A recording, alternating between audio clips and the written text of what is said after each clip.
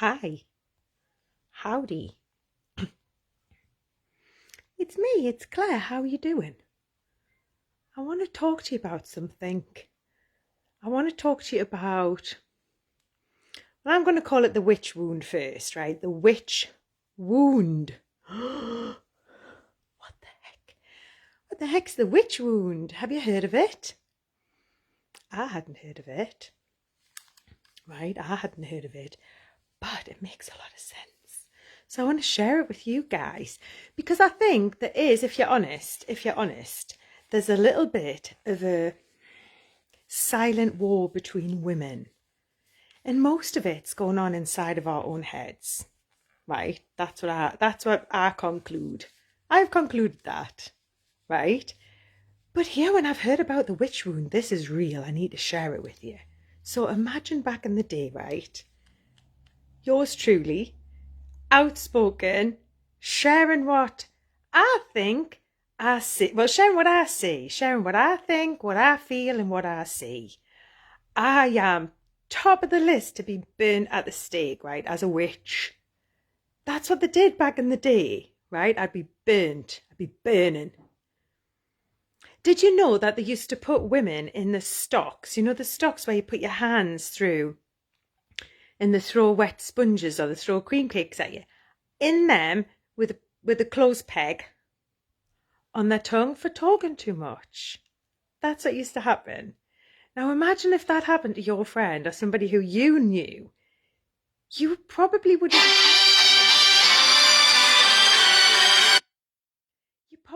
be cheering that hard because you'd be thinking, well, I don't want that to happen to me.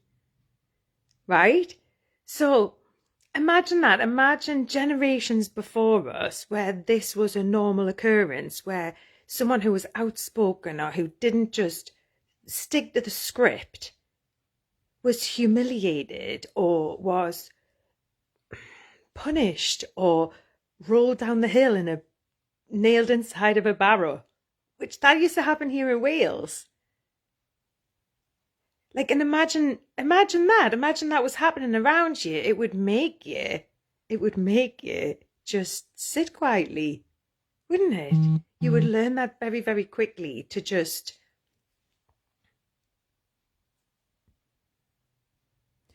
in the training I'm doing and the learning that I'm exposing myself to is from women who are way ahead of this training than I am, and that this is what they're teaching. They're teaching this sort of thing that we can be breaking through that. So if you're a woman in business and you're worried about being seen, or if you're just, if you're a woman and you feel silenced, or you feel, my God, how on earth is Claire going on there and just saying what she thinks? And, some people can call it inspirational. Other people call it brave. Like, what would you say? What is it that you think? What are you holding back? What are you keeping in? Because I'm meeting so many women with so many stories that they're sharing from breaking through all of these limitations and beliefs that we think that other people aren't supporting us. We think that their silence means that they're not approving. And it's being aware of all of these little inner voices that pop up and challenging them. It is, that's what we're doing. We're doing the same to alcohol, and it's time for us to start questioning everything. Question everything and thinking maybe this is something that needs looking at and needs addressed. And I think there's 2 coaches now that I've worked with who've all mentioned this silent war between women. And I always like to follow that up when I repeat it by saying most of which is inside of our own heads. Because when we're trying to anticipate what other people are thinking about us, we drive ourselves insane.